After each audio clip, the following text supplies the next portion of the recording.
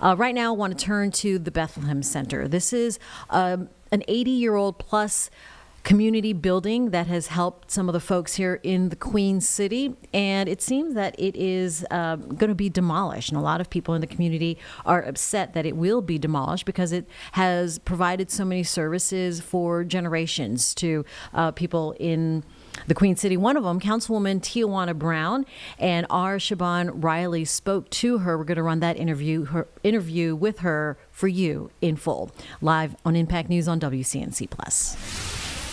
The property that you're standing on and the property behind us, which is the Bethlehem Center. So a lot of people are upset over the post that I shared, and I shared the post because history starts from birth. At the Lucy Giss Center, you could go there from 0 to 6 months to 2 years old. Then you move into preschool at the Bethlehem Center preschool Head Start program, to the after school program from K through 6, and then the teen program from 7th through 12th grade. And so it's been generations of history, of great people, of great leaders, people that are in corporate America, people that are school teachers, people that are business owners in this community that didn't even know this was happening. So I blame the city for it, the county for it. I know that I was told that a demolition permit was put in January of 2025, but I was told that it was not sold until December of last year. And so it was rezoned in 2020, and I've only been in office for a year, but it doesn't matter. It's near and dear to my heart, and it's deeper than just someone growing up in a community center. All of the things that went on in that building, all of the things that they did for the community, the children, the babies, the families, the history. And so it's very painful to see it happening.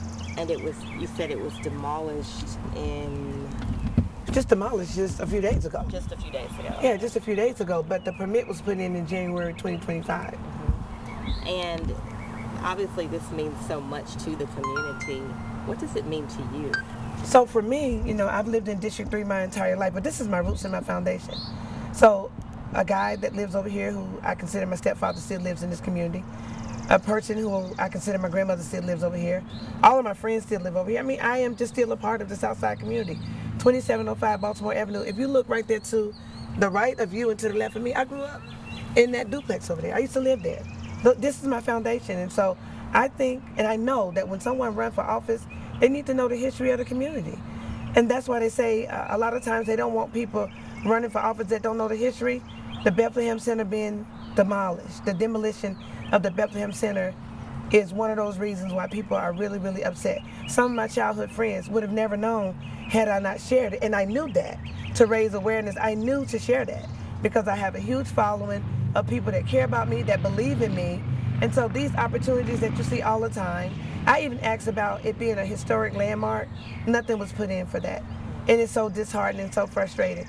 The community center where children come to learn, to read, to dance, to play instrument, to be fed, dance groups. I learned how to dance in there, jazz, tap, ballet, and hip hop. I learned right there in the Bethlehem Center. So it's just so much, the wonderful people there. I don't even want to begin to name names, but there are some historic people that really changed the lives and the trajectory of people like myself coming out of the Bethlehem Center. It's so much meaning there. I also found out that for the redevelopment, it's a joke.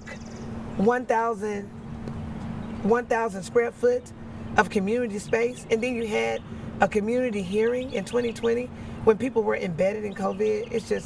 It's a disgrace.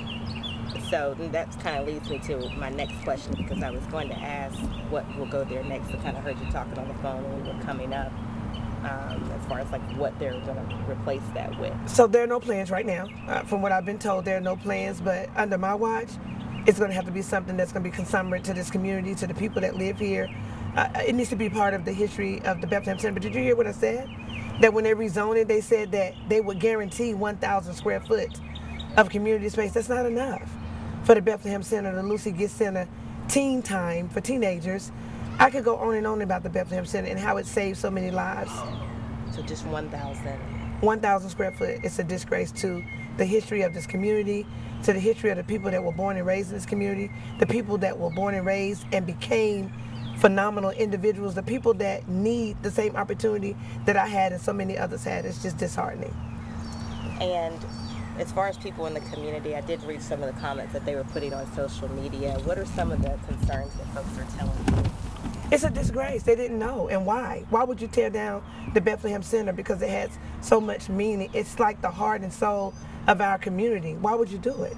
Why would you tear it down? Why can't it be redeveloped? Why can't we use like the foundation of the Bethlehem Center and rebuild another Bethlehem Center and call it whatever you want to call it, but just offer the same service? Music, arts, dance, languages. Just so much was born in that center, and it breaks my heart. You know, I did some filming and recording, so I have the building when it was still standing for my own purposes, but I have it before it was demolished because, you know, everything is heading to bright, shiny, and new. And that is not the history of a city. That's not the history of our city. Any final thoughts, any closing remarks? I will continue to fight. As a district rep, I will continue to fight for history to stay in our community. I will continue to fight, as my platform say on our page. You know, sometimes it frustrates me. It makes me want to get out of politics. I feel like I can do more for my community on the other side before I came over to this side. But I also know that transparency, being accessible and accountable, is something that is lacking in politics everywhere, nationwide. And so to have someone with lived experience, to have someone that was born poor, to have someone that come from being formerly incarcerated with the lived experience is one of the things that people know I champion, and they cheer for me on the sidelines loud and clear that we need your voice. I'm torn. There's a tug of war. Part of me wants to stay, but part of me wants to leave. I feel like, once again, that I can do more for my community outside of politics than I can do inside of politics. But as long as I'm here, as long as I'm here, as long as that seat is filled by me through our community, I will continue to stand and continue to fight and continue to be transparent, to continue to call people out. I don't like this at all. This was something that should have been held off until we could have more conversations about it.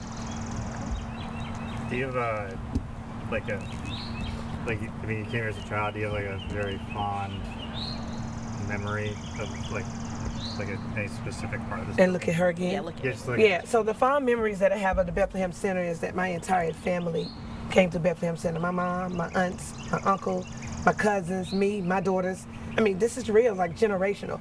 But one fond memory, I learned how to dance in Bethlehem Center, where family members that pay for ballet, jazz, and tap is very expensive. I learned for free at zero cost.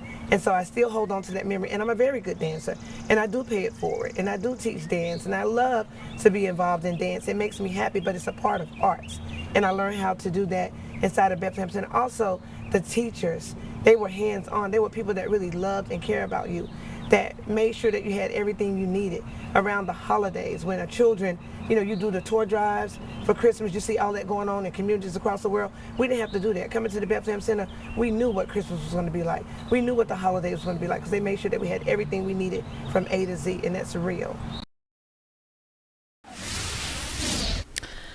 I'm a good dancer too, Miss Brown. We should all get together and put a routine together. Just saying.